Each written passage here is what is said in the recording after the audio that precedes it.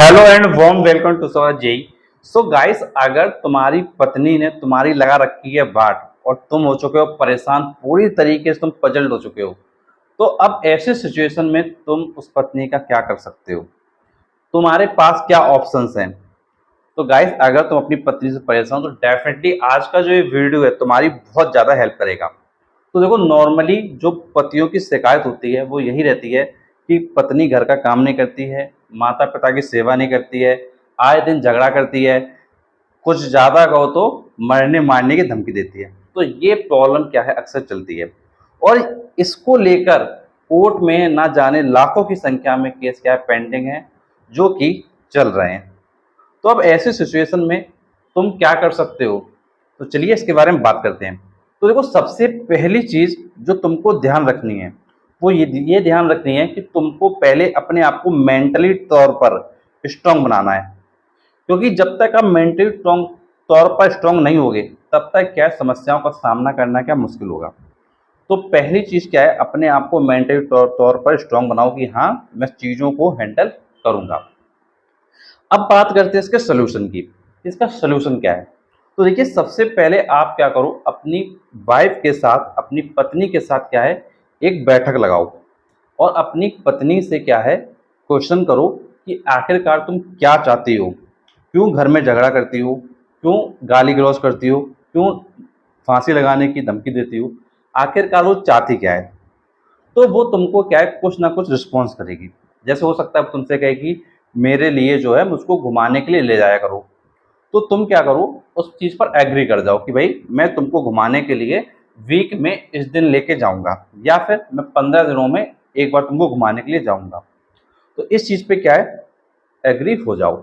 और अगर in case उसकी कुछ ऐसी डिमांडें हैं जो पूरी होने लायक नहीं है, जैसे वो तुमसे कह रही है हीरो का हार बनवा दो, तो देखो, हीरो का हार कोई सस्ता तो बनता नहीं है। अगर वो ऐसी डिमांडें रखती है तो उस जगह तुमको ये कहना होगा कि जब मेरे पास पैसा होगा तो मैं तुम्हारी ये फरमाइश भी पूरी कर दूंगा, लेकिन घर में जो झगड़ा है, कलह है, मरने मारने की धमकी है, ये सब मत करो।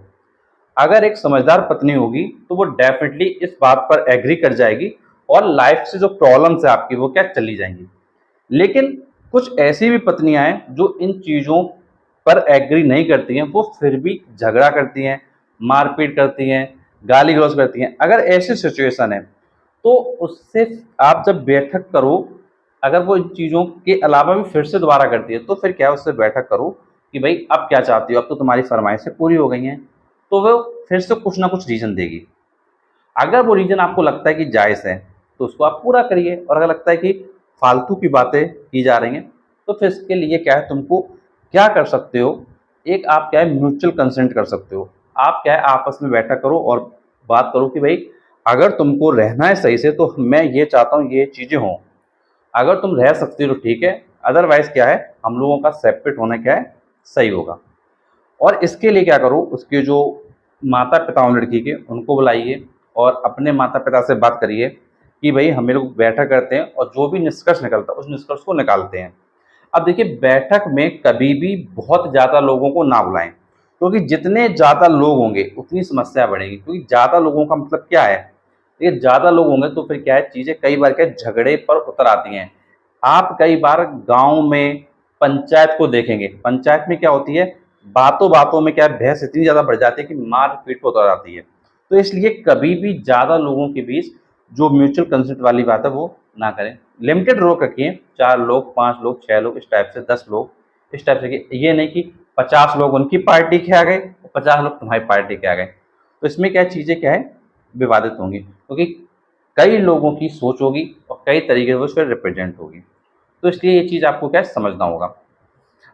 अब जब म्यूचुअल कंसेंट करें तो आप अपनी चीज़ों को बताएं कि मुझे ये प्रॉब्लम्स हो रही हैं, और फिर लड़की अपनी प्रॉब्लम बताई मुझे ये प्रॉब्लम हो रही है। तो उसका जो सल्यूशन है, जो भी निकलता है, अगर वो एग्री हो जाता है सल्यूशन तो ठीक है। अगर एग्री नहीं करते हैं तो भाई लास्ट ऑप्शन है कि म्यूचुअल डाइवोर्स ले लिया जाए। अब देखो, क्या होता है क्या है कि म्यूचुअल कंसेंट से डाइवोर्स क्या है, आसानी से हो जाता है। लेकिन अगर वो इस चीज़ पे एग्री नहीं कर रहे हैं, कई बार ऐसा होता है कि भाई मैं तुमको छोड़ूंगी नहीं, परेशान करके ही रहूंगी। ऐसी सिचुएशन भी है कई लड़कियों के साथ, बहुत सारी लड़कियां जिनकी समस्या यही है, ना मैं तुमको छोड़ूंगी और ना मैं तुमको चैन से जीने दूंगी, तुमको परेशान करके रहूंगी। और कई बार ये डिमांड उठाई जाएगी कि भाई घर से अलग रहो। तो अगर तुम्हारा रहना पॉसिबल है घर से अलग, तो डेफिनेटली घर से अलग हो जाओ, वो तुम्हारे लिए बेहतर होगा। और अगर पॉसिबल नहीं है तो फिर तुम क्या करो, तुम्हारे पास फिर लास्ट ऑप्शन यही बचता है कि तुमको कोर्ट में जाना पड़ेगा और अपनी पत्नी के खिलाफ जो केस वगैरह हैं वो लगाने पड़ेंगे। लेकिन कोर्ट में जाने से पहले एक बात ये भी ध्यान रखना कि अगर तुमने कोई भी केस लगाया है, जैसे जैसे तुमने डाइवोर्स का केस फाइल किया है या कोई और केस फाइल किया है।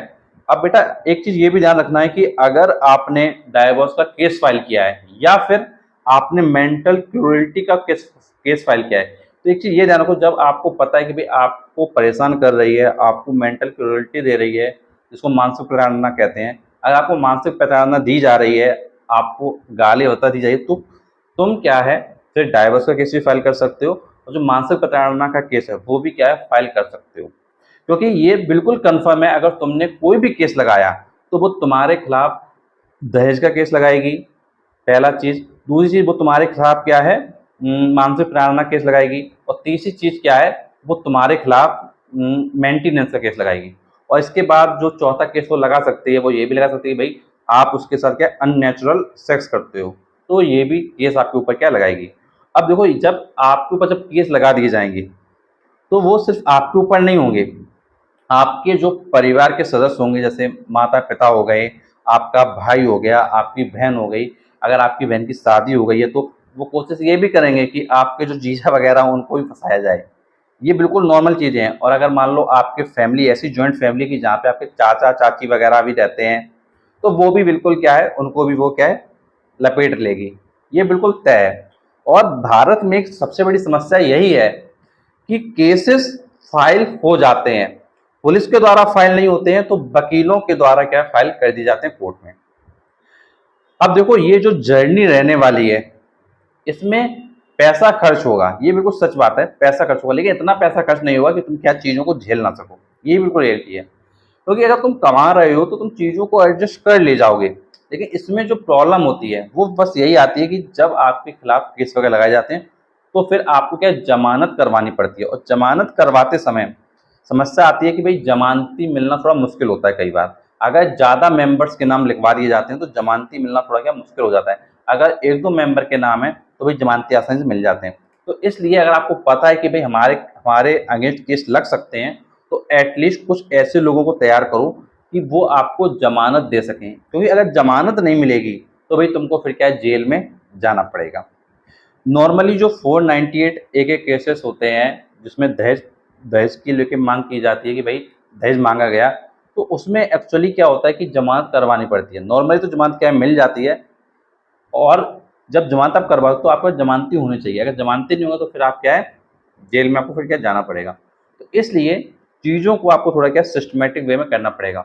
और देखो जब आपके ऊपर अगर इन केस केस लगा दिए जाते हैं आपकी पत्नी की तरफ से भी, जैसे मान लो आपने डाइवोर्स डाला और पत्नी ने तुरंत ही केस लगा दिए, तो एक चीज़ ये ध्यान रखिएगा कि डाइवोर्स में सारी चीज़ें मेंशन होना जरूरी है कि आप डाइवोर्स लेना क्यों चाहते हो, क्या वो कारण है जिनकी वजह से आप डाइवोर्स ले रहे हो। और ध्यान रखो आप हमेशा जेन्यून कारण लिखवाओ।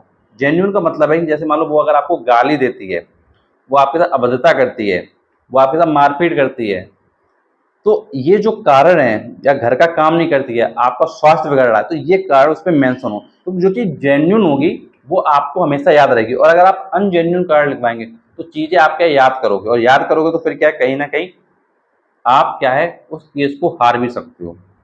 तो इसलिए जेन्यून चीज़ें लिखवाओगे तो, और उस बात को आप बोलोगे भी, तो बिल्कुल वो चीज़ आपके दिल से आएगी। तो फिर वो चीज़ें क्या आपके पॉजिटिव रिस्पॉन्स के फॉर्म में होंगी।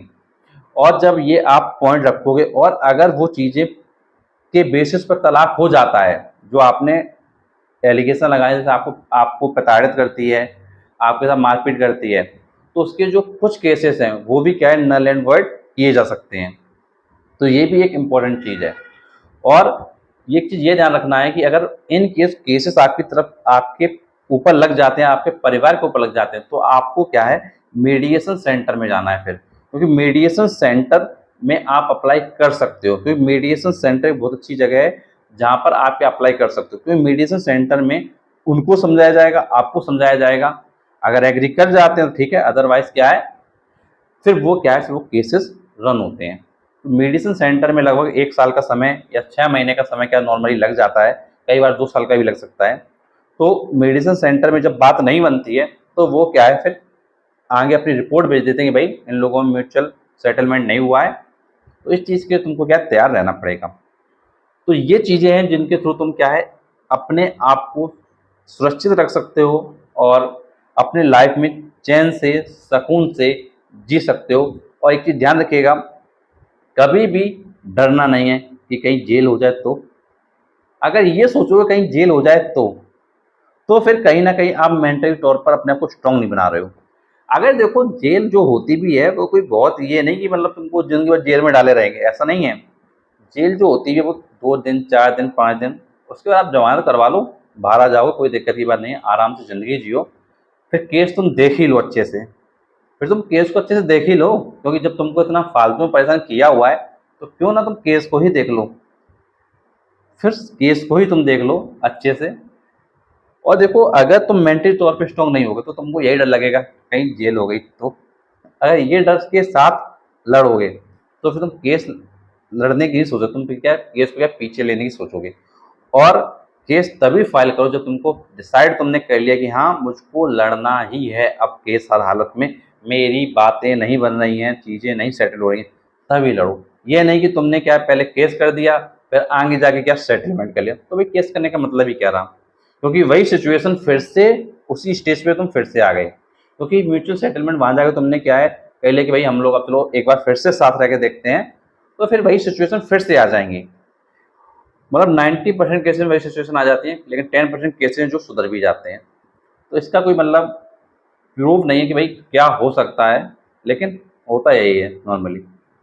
तो ओवरऑल तुमको मैंने सारी चीज़ों को समझाया और आपके लिए मैं और भी वीडियोस लेके आऊँगा। और इसके लिए एक हम लोगों ने प्लेलिस्ट तैयार किया है मैरिज केसेस, और ये प्लेलिस्ट आपको क्या है पॉडकास्ट में मिल जाएगी। तो जब आप जाएंगे तो आपको सबसे पहले होम दिखाई देता है, फिर वीडियो दिखाई देता है, उसके बाद तुमको शॉर्ट दिखाई देता है, फिर प्लेलिस्ट दिखाई देता है, उसके बाद तुमको पॉडकास्ट दिखाई देगा। तो पॉडकास्ट में तुमको क्या है ये जो प्लेलिस्ट होगी वो आपको मिल जाएगी मैरिज केसेस के नाम से। तो मैरिज केसेस के नाम की प्लेलिस्ट में आप जाइए और भी वीडियोस को देख के अपनी नॉलेज को इम्प्रूव करें, अपने आप को मेंटली तौर पे स्ट्रांग करें और एक अच्छा जीवन जिएं। तो आपको वीडियो हमारा कैसा लगा है कमेंट बॉक्स में जरूर बताएं, और आपको ये वीडियो कितना हेल्प कर रहा है ये भी जरूर बताएं। तो चलिए आज के वीडियो एंड करते हैं, मिलते हैं आपसे नेक्स्ट वीडियो, तब तक के लिए thank you so much for watching this video.